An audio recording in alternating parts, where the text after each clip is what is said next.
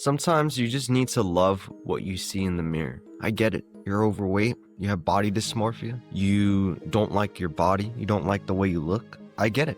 It's a struggle to look at the mirror. It's like the mirror becomes your worst enemy. But in this video, I want to teach you how the mirror became like a best friend to me. It became something that I acknowledged. I acknowledged into my life, and it became a part of my life. People are like, a mirror is just a mirror, right?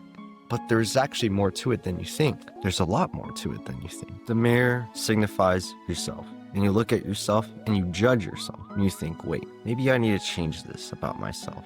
Maybe I need to start going to the gym and losing this belly fat and getting rid of this fat and becoming a better and more disciplined person in the end. A lot of people struggle with accepting their body. Even the biggest bodybuilders in the world.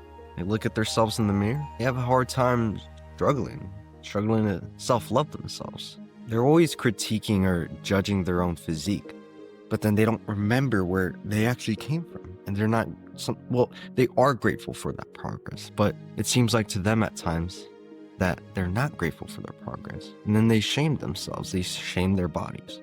I was like this too. I mean, I'm normal, right? But I've lost over 85 pounds. Every day when I was a 240-pound kid in high school, I couldn't even look at myself in the mirror for 1 second. I would look at myself in the mirror and I'd be like, sometimes I would gag or be disgusted with myself when I would literally see myself in the mirror. Like I would wake up in the morning and my mirror would be right near me and I look at myself and then I would just look down and be like, dang, this is really the way I look. I'm just here laying in bed with my jacket, too scared to even show off my body, see what I look like without the jacket on, without the long saggy pants on. Who knows, right?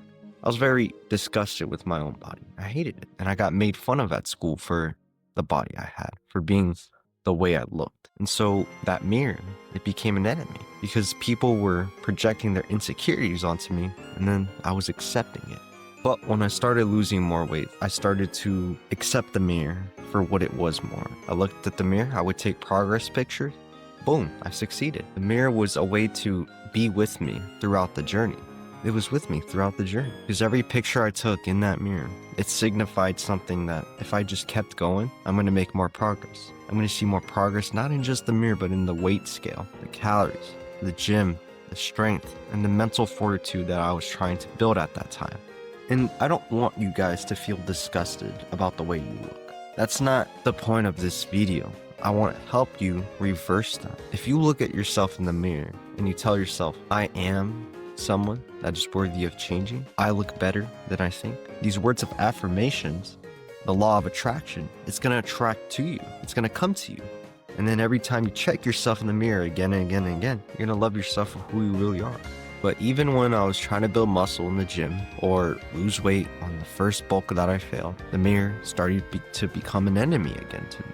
Why? Because I was developing body dysmorphia. I felt like I never had the muscles. I felt like I never was going to catch up to the people on social media. And I thought to myself, whoa, my body looks like crap. I have all this gyno, this loose skin, these stretch marks, right? You have all these features on your body that make you think, wow, I don't look that great. But in reality, you have to tell yourself you look more great than you think you really do. And you think, wow, my body, it's not there. It's not there. But then you don't take into fact of how far you've come on your journey, of how further you are than other people in life. And then you shame yourself. You bring yourself down over looking at that mirror. That mirror can destroy you. It destroyed me, but I overcame that body dysmorphia. I learned how to love and accept my body over time. I learned how to accept the gyno, the stretch marks, the loose skin, because all of that just takes time. People just want a one-day thing. They want a one-day solution. There is no one-day solution.